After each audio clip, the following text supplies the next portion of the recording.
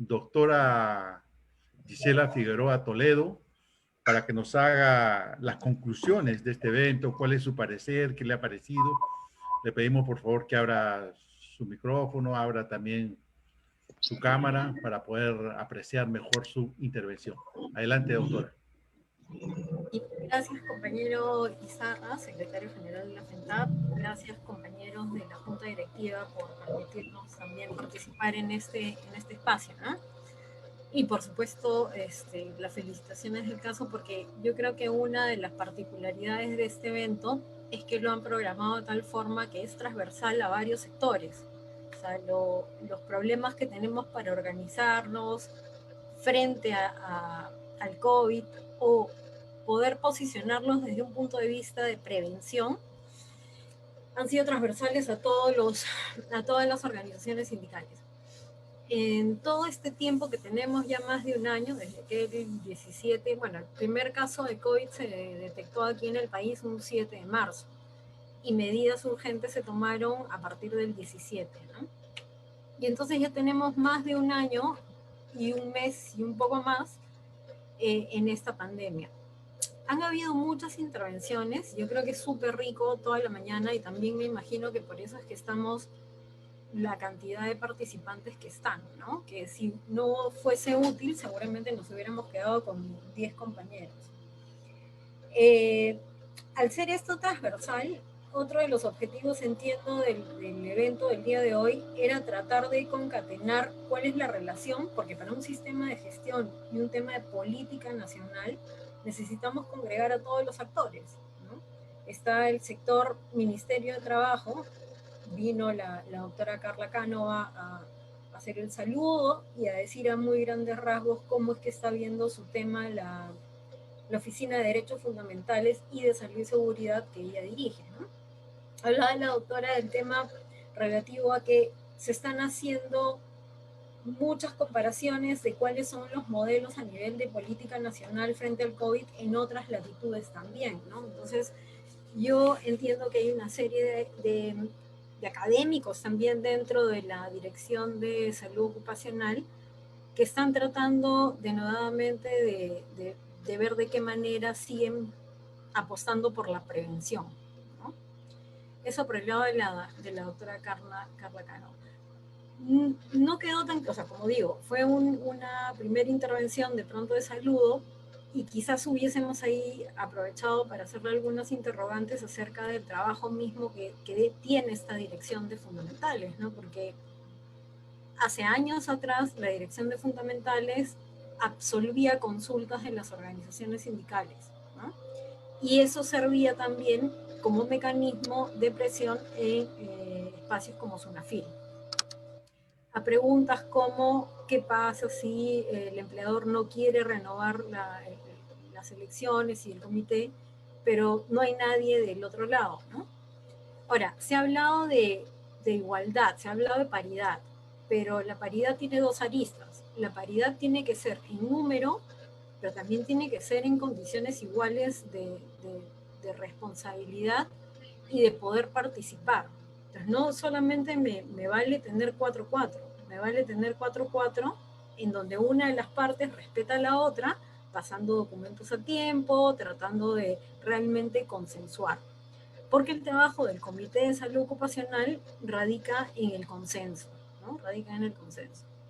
Entonces, yo rescato de las palabras de la doctora Carla Cánova que están tratando de hacer el mayor esfuerzo posible para cambiar la política nacional en salud ocupacional que se había planteado, porque evidentemente nadie pues, esperó el COVID, y mucho menos que se haya desarrollado de la forma que se ha desarrollado, tal cual las cifras presentadas por la doctora Esteli, ¿no?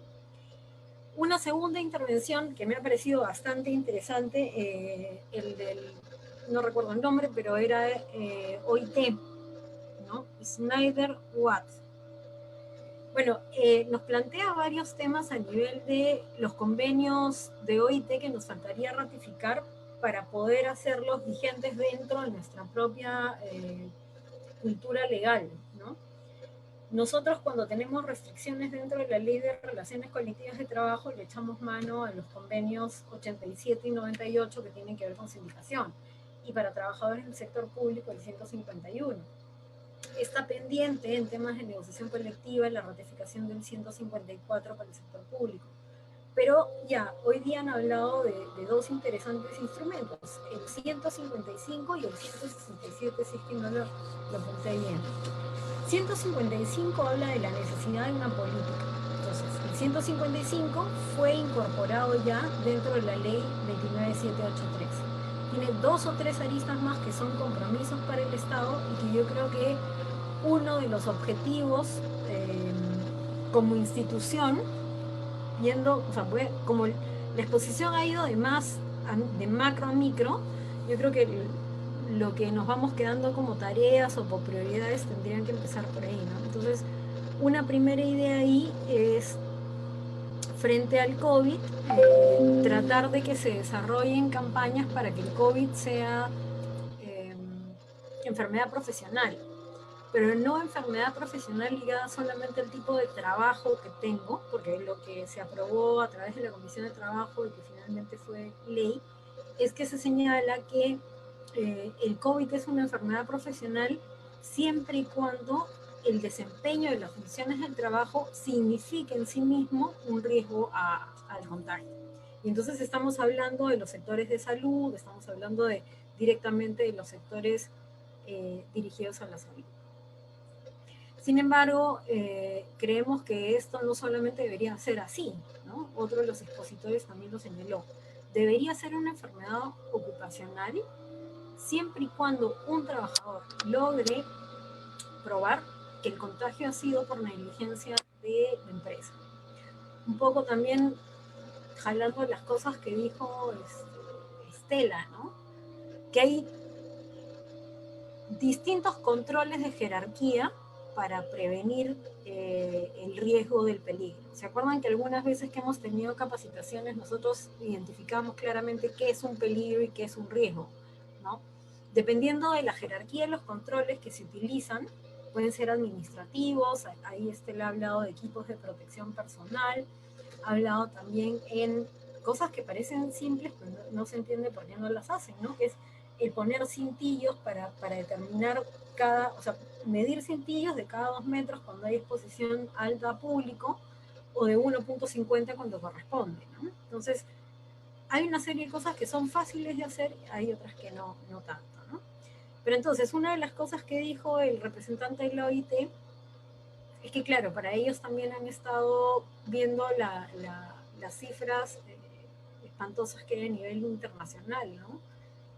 Y no solamente eso, sino la pérdida del trabajo en todos los sectores, o en la mayoría de los sectores. Algunos claves que se han ido al agua, pero se han ido al agua en todos los países, no solamente aquí.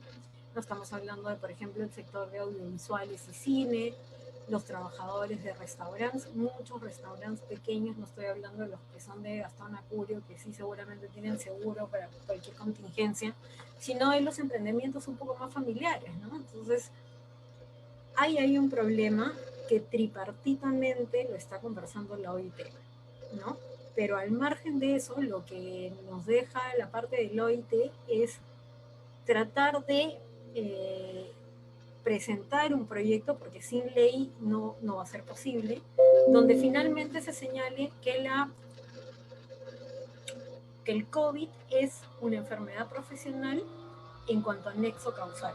Dijo también que él tenía un montón de documentación referida al soporte para fundamentar eso, ¿no? Eso a mí me parece, o sea, ya que la OIT está tomando contacto con nosotros, y que entiendo el señor es bastante solvente en el tema de salud ocupacional, por lo que ha dejado de entrever en su exposición, ¿no? Entonces, yo creo que otra de las conclusiones es que tenemos que hacer aliados estratégicos, ¿no? Hoy día se ha presentado SUNAFIL, se ha presentado la OIT, y la OIT ha señalado cosas importantes, ha señalado que tiene material suficiente no solamente para capacitar trabajadores, sino también empresas, pero además de eso tiene especialistas que podrían estar a cargo de algunas charlas para las organizaciones sindicales. súper interesante además que ellos hayan podido desarrollar un mapeo internacional de en qué países se ha tomado en cuenta el COVID como riesgo ocupacional, ¿no? Hablo creo de Bélgica y de otras dos, de otras dos naciones que ahorita no recuerdo bien. Argentina, creo. Me parece que Argentina también, sí. Pero entonces, por ejemplo, aquí, si todavía está Félix de Witt, que yo creo que sí, porque Félix siempre se queda hasta el final de nuestras... Sí está feliz. A través de él también podríamos ver qué normativas legales están aprobando en estos países, no tanto para ponerlos y compararlos, porque no se puede comparar cosas que no son iguales. Para empezar, Bélgica con toda su población creo que no llega ni a la mitad de Lima, ¿no? Entonces estamos hablando de un nivel de números que también son diferentes. Pero en cuanto a legislación sí podríamos optar para ver qué considerandos han llevado a sustentar que el COVID es una enfermedad profesional. Esa me parece una tarea interesante y una tarea pendiente como FENTAP hacia adelante, ¿no? También ha hablado de la OIT en el marco de la posibilidad de hacer quejas, ¿no? De poder intervenir directamente para señalar dónde se está violentando de mejor manera, de peor manera la libertad sindical que intenta cambiar el sistema de gestión, ¿no? Y la OIT lo que señalaba básicamente es que lo que tenemos que empezar a hacer es propulsar el poder anticipar y prevenir, ¿no? O sea, yo creo que en esta cuestión de pandemia, y a colación de lo dicho por Estela, está claro. Si yo sé qué cosa me va a poner en riesgo, si yo sé qué cosas me están exponiendo, pues tengo que tratar de eliminarlas, ¿no? Las cifras que expuso la doctora Estela son de terror, o sea, en el pico de la primera ola estamos en 250 fallecidos. Nuestro pico más alto es ahorita y estamos en 400 y tanto. Entonces, y a la vez se habla de una cepa con más variantes distintas que las primeras, ¿no? Sumen a eso el hecho de que no sabemos cuándo van a llegar las vacunas para las personas, o sea, igual hoy día dijeron que salía la lista de personas de 70 años en adelante, pero también se han reportado muchos defectos en las vacunas de los señores mayores de 80. Entonces, con este nivel de burocracia, con este nivel de poca predictibilidad, pues resulta un poco más complicado poder vislumbrar cuándo se va a terminar, ¿no? O en qué momento se va a poder mejorar. Habló el señor Deloitte de 136 millones de trabajadores, ¿no? Contagiados, y de estos 7.000 fallecidos, ¿no? O sea, son cifras realmente 14% que han sido contagiados a través del tipo de trabajo que tenían, es decir, 14% contagiados directamente por realizar labores en exposición total. Estamos hablando de personal médico, personal de enfermería, ¿no? Y otro punto que me parece importante, que aquí no está ni muy bien legislado, ni tampoco culturalmente aceptado, y es el tema de las secuelas psicosociales que traen epidemias como esta. Hay gente que no cree o que cree mal que cuando uno lo mandan al psicólogo es porque está loco. O sea, yo he escuchado varias reticencias de compañeros que dicen, no, ni que yo estuviera loco, o sea, todavía se enojan, ¿no? Pero bueno, el psicólogo es un profesional que justamente va a ayudar a canalizar o a entender nosotros mismos qué es lo que nos está pasando. O sea, de pronto, si yo tengo desgano y desmotivación para trabajar, si estoy tenso, si todo el tiempo estoy pensando en qué cosa va a pasar mañana, obviamente estoy teniendo un ataque de ansiedad, y dependiendo del ataque de ansiedad puedo caer también en depresión crónica. Esas cosas se miden. O sea, parece para algunas personas que es irrisorio, pero compañeros, hay un fuerte índice que señala eso. De cada 5 trabajadores, 1 presenta síntomas de ansiedad y depresión, ¿no? 1. Con las colas que eso trae a nivel de poder desempeño, de no perder tu trabajo y una serie de cosas, ¿no? Entonces, Otra de las cosas que señala el señor del OIT es que no es posible establecer estrategias de prevención de COVID si es que no hay diálogo social, ¿no? Lo que ha pasado en todo el primer momento de la pandemia es la desarticulación total, o no. Yo creo que es la evidencia de que el diálogo social en este país no existe. O sea, podrán tener fotos del Consejo Nacional, pero me queda claro que no existe. Porque había que tomar decisiones de la mano de los trabajadores, pero no, salieron la suspensión perfecta de labores, salieron los ceses colectivos, y durante los 3 primeros meses, por lo menos de pandemia, la persona más buscada en el Perú era la ministra de Trabajo, que solamente daba cara cuando ya era estrictamente necesario y para decir no sé. Eso, por ejemplo, cuando y en qué oportunidad, cuando se cambiaron los estándares para definir quiénes eran los grupos de riesgo. Acuérdense que la primera norma que salía de grupos de riesgo establecía personas mayores de 60 años e índice de masa muscular de más de 35. Bueno, la CONFIEP hizo sus 1000 lobbies y cambiaron la norma. Eso significa que a esos trabajadores que están en el limbo entre 60 y 65 y que flexibilizaron cuáles eran sus condiciones para poder formar parte del grupo de riesgo, los expusieron a volver al trabajo. Y para no tener responsabilidad, además, les hacían firmar una declaración jurada, ¿no? Entonces, ahí vemos algunas de las cosas pues que no podemos cerrar los ojos. Si hubiese habido algún espacio de diálogo social para poder concretar, por ejemplo, incluso el tema de cómo se van a pagar las horas de los trabajadores que están en grupo de riesgo, otro sería el cantar. Lo que están haciendo algunas empresas es acumular la deuda de los trabajadores. Y ojo que hay empresas que incluso están acumulando horas de los trabajadores que pudiendo ir a trabajar, porque no presentan ninguna enfermedad, ni comorbilidad, ni nada, como son dirigentes sindicales, los han mandado a su casa. Y la idea de mandarlos a su casa, obviamente todo es una presunción, ¿no? de mi cerebro maquiavélico, no, está claro que es eso, a los dirigentes sindicales los han mandado a su casa. ¿Para qué? Para generar un nivel de deuda que haga que en algún momento los puedan presionar. Y es lo mismo que ha pasado con varios dirigentes.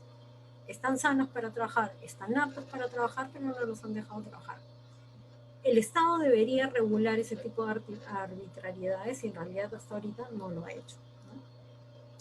Entonces, nos señala el OIT que un punto básico para poder hacer válidas las propuestas sobre el sistema de salud ocupacional que sea realmente preventivo, tiene que estar en función al diálogo social, pero un diálogo social diferente al que tenemos ahora. Tiene que haber un diálogo social que sea primero inducido a empezar a mirar al otro como tu igual, porque si mantienes los esquemas de enemigo-enemigo y el que debería ser árbitro está pintado, difícilmente vamos a llegar a algo, ¿no? Entonces, otra de las cosas que a mí me queda claro de la reunión de ahora es que los espacios de diálogo social tal cual están planteados tienen que modificarse.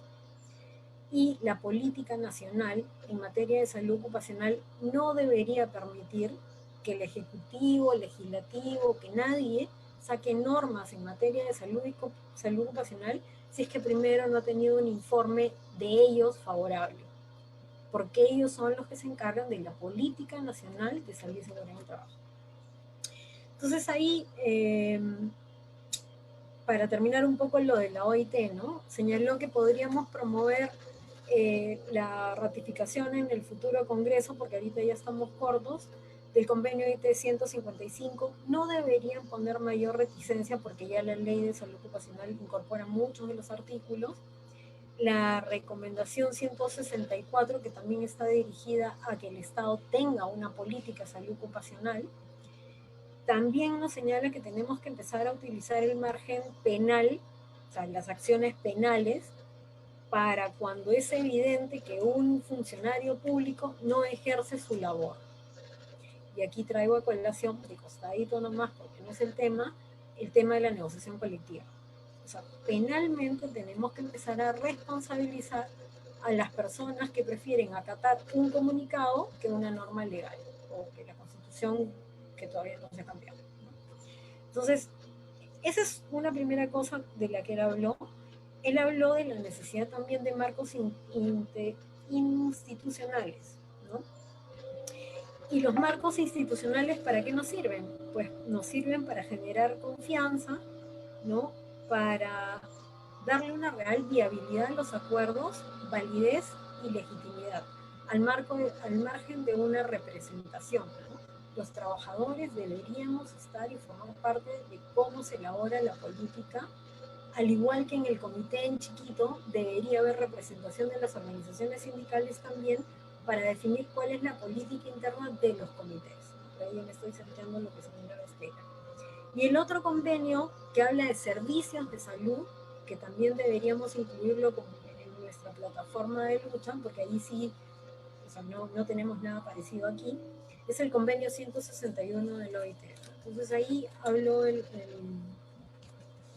señor del OIT, que a mí me parece que ha aportado bastante, sobre todo con la legislación comparada y la perspectiva de que se pueden hacer cosas todavía con los trabajadores, pero con el Estado más, ¿no? Después de él vino el inspector de Sonafil, al cual ustedes han tenido oportunidad de dar, no sé, 1000 preguntas, creo que es el que ha tenido más preguntas en la exposición. Y es que es eso, nosotros podemos leer algo, pero no necesariamente lo que nosotros estamos leyendo se entiende, ¿no? Las normas de salud ocupacional, sobre todo, las normas de salud, sobre todo en esta época de COVID, han variado 1000 veces entre el 2020 y 2021. Él incluso hablaba de un decreto supremo 001-2021, TR. Bueno, habrá que revisarlo para ver con exactitud qué cosa es lo que dice, ¿no? Entonces, yo creo que en el caso de la inspección tenemos que, si el ingeniero todavía está aquí, sería genial poder tener un compromiso con él para viabilizar eso que él llama que en Sunafil hay dos formas, ¿no? La fiscalización de frente y la otra tendría que ser la que está ligada a la capacitación. Bueno, firmar un convenio entre la Federación y Sunafil para que haya capacitaciones antes de sanciones, yo creo que es un avance, ¿no? Y lo otro que me parece también importante, y bueno, probablemente algunos de ustedes lo compartan, es esta idea de los operativos, ¿no? Sunafil tiene una unidad que le ha denominado unidad de inteligencia. Sin comentarios. Pero deberíamos nosotros tratar de presionar de tal forma de que una de las primeras, uno de los primeros sectores donde se pueda activar este tipo de campaña debería ser uno que, como el de ustedes, que tiene que ver directamente con una prestación de servicios importante, ¿no? Ustedes son un servicio esencial. Y en función a eso, tendríamos nosotros que exigir determinadas cosas. ¿Qué tenemos que exigir? Pues eso, ¿no? Que se nos corresponda primero que el resto en relación las vacunas, que nos den charlas de capacitación en Sunafil, que hay una mesa sectorial que yo creo que al final se instaló, pero lamentablemente no prosiguió por varios temas políticos, ¿no? En donde se debería pasar a revisar los contratos de tercerización que tiene Serpal, ¿no? Porque al final de cuentas los trabajadores terminan haciendo exactamente lo mismo, solamente que los de service o tercerizados no reciben los mismos beneficios. Y la propia norma señala que para hacer fraude a la ley la tercerización es inviable, ¿no? Tendría que ser declarada nula. Entonces, hasta ahí ha respondido el inspector varias cosas más que tienen que ver con las acciones sindicales también, ¿no? La capacidad que tenga la organización sindical para imbuirse dentro de los temas de salud ocupacional. Las empresas están acostumbradas o se están acostumbrando a que cuando uno presenta cláusulas de salud ocupacional en su pliego de reclamos, con el que se puede, por ejemplo, ganar un vedor, si es que no tiene sindicato mayoritario, lo vean en el comité. Y eso es una trampa, porque les dicen a ustedes, no, lo vemos en el comité, eso no tiene nada que ver con la negociación colectiva. No, porque en el comité no hay vinculancia. O sea, en el comité se puede hablar de todo, pero no tenemos cómo vincular los compromisos, en tanto que en la negociación colectiva ustedes saben que son exigibles. Entonces, la tendencia ahí también sería a tratar de imponer a nuestro convenio colectivo más cláusulas de tipo pre-COVID, post-COVID de prevención, ¿no? Algunas otras cosas interesantes, yo no lo oí particularmente, pero el compañero Izarra me hizo la precisión que ya había señalado el señor de Sunafil que hay intendencias a nivel total del Perú. Hasta el año pasado faltaban 4 y se habían caído por falta de presupuesto, pero si el inspector ha dicho que ya hay intendencias en todos lados, yo creo que una tarea que podríamos trabajar de pronto con el área de organización, y si hay compañeros que son del área de organización de sus sindicatos, para tratar de levantar información de ese tipo, ¿no? Otra de las cosas que sale de la parte de inspecciones, yo creo que la compañera Susana le hizo una pregunta al inspector ligada al tema de las multas, de la tabla esta de multas, pero creo que yo sentí que la pregunta iba más a ¿cuándo publican ustedes la lista de las empresas que infringen salud ocupacional?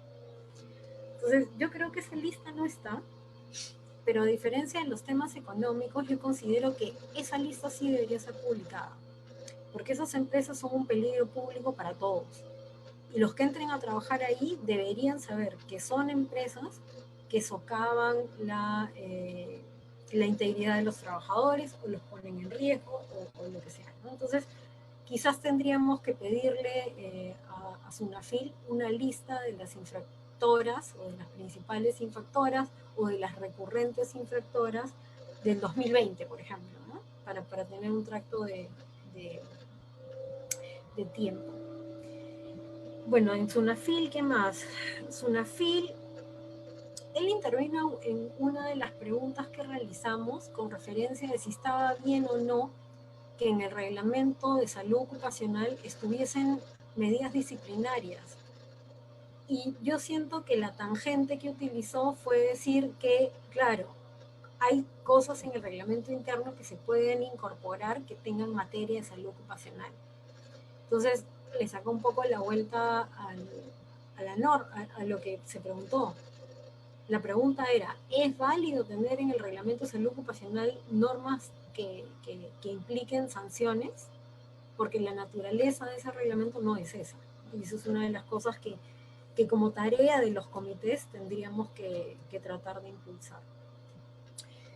Yo creo que desde el lado inspectivo está claro que podemos pedir paralizaciones, nos ha absuelto un montón de preguntas prácticas de a quién le corresponde hacer el examen y dar el alta después de los 14 días, ha reafirmado la total, digamos, que la norma que rige actualmente, porque también ha variado varias veces, es la 297, en donde se prevé además qué tipo de pruebas se pueden usar.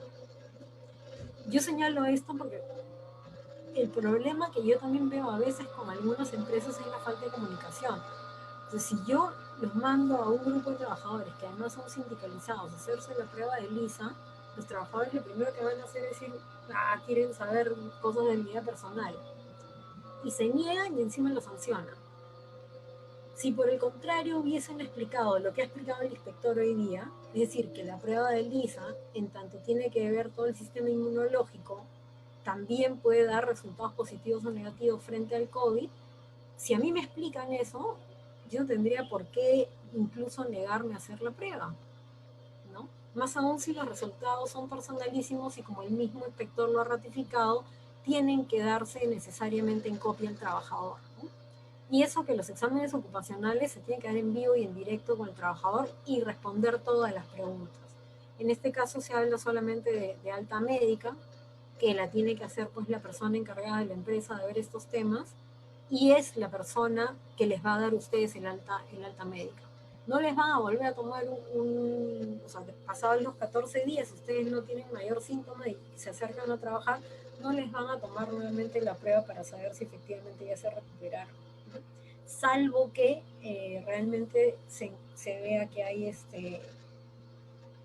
que hay todavía rezagos de la enfermedad, ¿no? Y yo he visto casos de compañeros que que han estado 2 o 3 meses de descanso médico a propósito del COVID, porque el COVID es una enfermedad que deja muchas secuelas. Y como lo ha señalado también la doctora Estela, pues se trata de una enfermedad que recién se está investigando, entonces no sabemos mucho, ¿no? Dato curioso lo de la ivermectina, ¿no? Que están tratando de ver, no la pastilla en sí, sino que el consumo de ivermectina en su oportunidad hacía que nosotros, los trabajadores, los ciudadanos, nos sintamos protegidos, y tal vez por eso es que ha habido ola de contagio, ¿no? Ahora, esas son simples inferencias. La doctora Estela ha presentado cifras bien complicadas, ¿no? Y ella además trabaja con diferentes sindicatos, ¿no? También. Entonces, el hecho del desconocimiento, porque miren, un abogado laboralista sabe de laboral, sabe probablemente individual y sabe también de colectivo, pero la salud ocupacional tiene sus propios perfiles, tiene cómo investigar, tiene otra mirada y tiene otra metodología, ¿no? Entonces, esta charla también me ha parecido rica porque nos ha dado cosas más tangibles desde el punto de vista técnico, ¿no? Nos ha señalado cuál es la máscara que debemos usar y por qué tiene que ser doble. Doble para que encaje necesariamente en la cara y esté cerrada, no haya posibilidad realmente alguna de absorber el bicho, ¿no?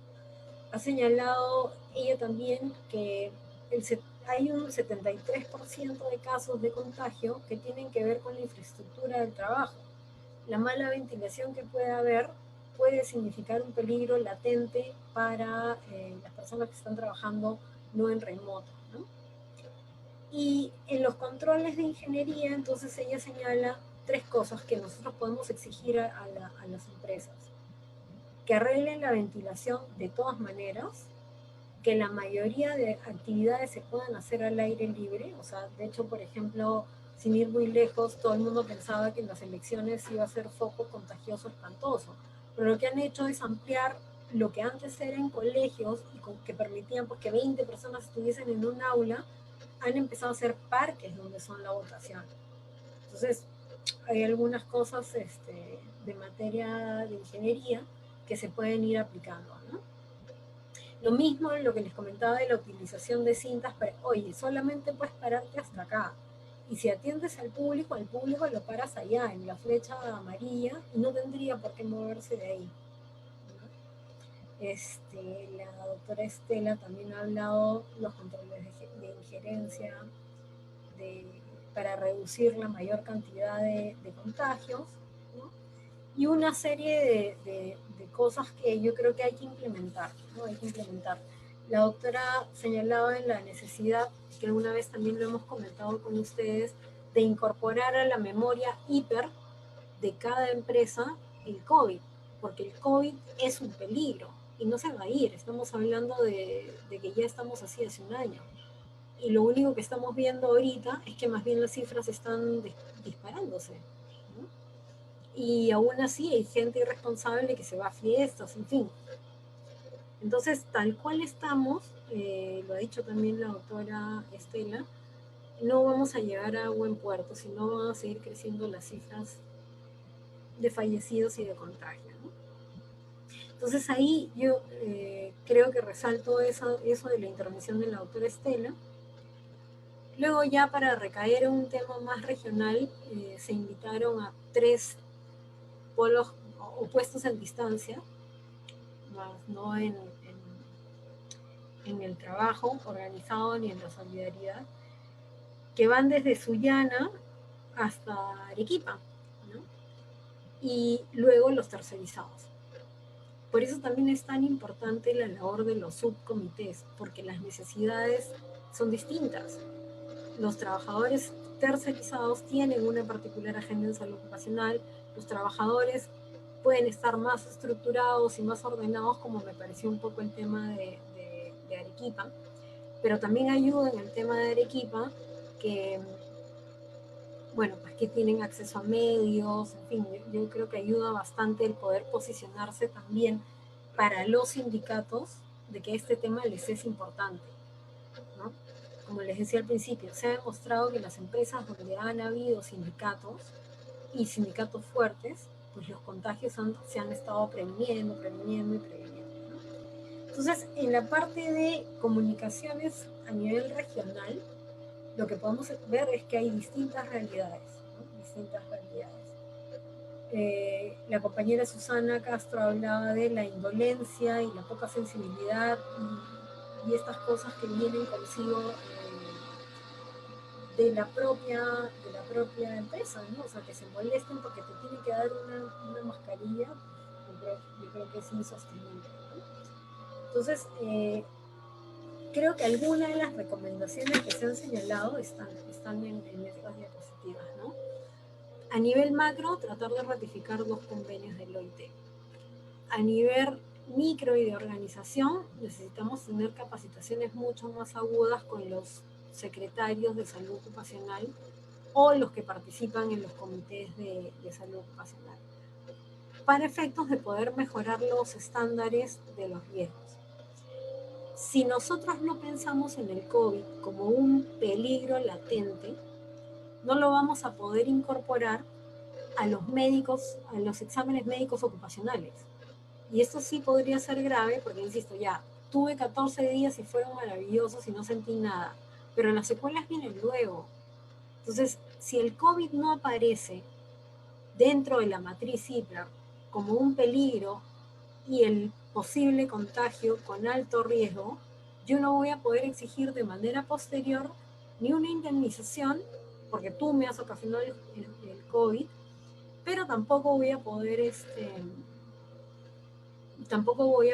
rastrear para hacer una posible demanda, ¿no? Está el tema de la indemnización también.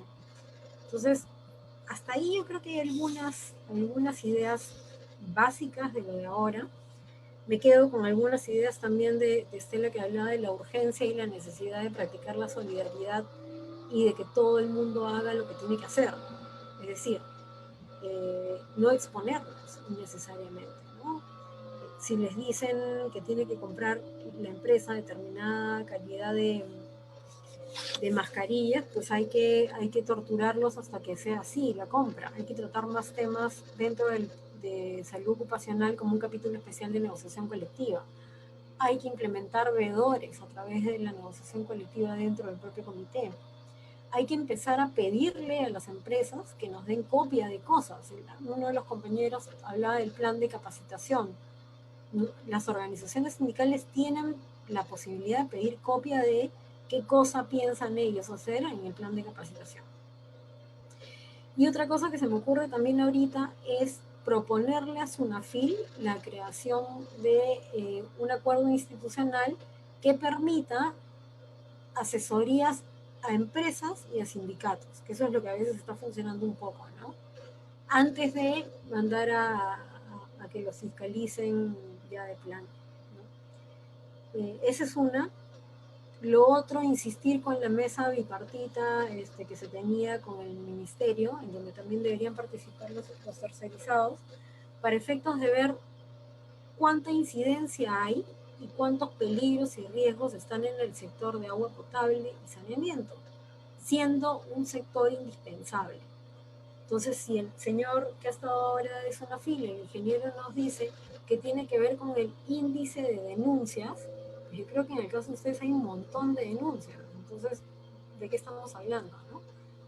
Pero una de las conclusiones que yo llevo es que necesitamos una información a nivel macro de este tipo y una información a nivel de cada una de las organizaciones sindicales para poder articular acciones conjuntas, ¿no? Esto tiene para rato. O sea, el COVID es algo que no se va a ir probablemente en 6 meses, un año, se pronostica, ¿no? Y entonces tenemos que empezar a implementar cuestiones en nuestro periodo de reclamos y tenemos que empezar a tener mecanismos de solidaridad no tan internos, sino también con otras organizaciones sindicales que tienen problemas afines, ¿no? O sea, finalmente los acuerdos políticos que se toman en las altas esferas tienen que también reflejar las necesidades de las bases. Y una de las necesidades ahorita urgente es qué cosa va a pasar con los trabajadores que tienen grupo de riesgo acumulados casi año y medio de dinero, de qué forma se va a devolver esa plata y cuáles son, a propósito de la ley de negociación colectiva de trabajo también, cuáles van a ser los criterios para resolver los convenios que han estado presentados en este margen. O sea, porque ya hay una interpretación de que el decreto de urgencia era 014, por lo tanto la negociación va. Pero por el otro lado también hay argumentos para decir, si solamente me fijo en la ley, es desde que da la ley en la 2021. Entonces, ¿qué pasa con los pliegos que hemos presentado a fines de 2019-2020? ¿Se pierden? ¿Se vuelven a negociar? Acuérdense también que ahorita han sacado una normativa que señala que las instituciones pueden devolver los pliegos si es que estos contienen materia económica. Entonces ahí yo sí veo que hay una total, eh, total resquebrajamiento de respeto frente a las organizaciones sindicales, ¿no? Y eso es una de las cosas que tenemos que tratar de fortalecer. Yo terminaría ahí señalando una vez más que me parece un súper buen evento. Podríamos tener algunos eventos descentralizados solamente con Sunafil, creo, porque es ahí donde hay 1000 preguntas y si van de la mano de la federación, además, ellos van a tenerse en la obligación de contestar como corresponde, no como lo que hacen a veces, ¿no? Entonces, creo que hay que hacer más capacitaciones en este tema. Las cifras que ustedes presentan como fallecidos en verdad es alta y siento por las veces que nos hemos reunido con algunas bases del interior que los extremos del país son en donde hay mayor precarización, ¿no? Entonces tendríamos que poder hacer un plan que afronte eso, ¿no? Entonces hasta ahí yo creo que esas serían algunas de las conclusiones del día de hoy, que incorporan un compromiso de parte de ustedes en hacer las tareas que devienen de este seminario. No es solamente el hecho de decir qué buena charla dio la doctora Espina, sino tratar de incorporar las conclusiones de lo que qué debo hacer, cómo debo implementar para su propia organización sindical de manera individual. Entonces yo creo que es un ejercicio que tienen que hacer de todas maneras, porque si no la charla se la lleva el viento. O sea, necesitamos nosotros mismos empezar a aplicar lo que escuchamos que es posible, leer, capacitarnos, para luego poder exigir cosas, ¿no? Sí. Y yo creo que terminaría ahí, salvo que haya alguna pregunta, ¿no? Comentario. Muchas gracias, doctora Gisela Figueroa.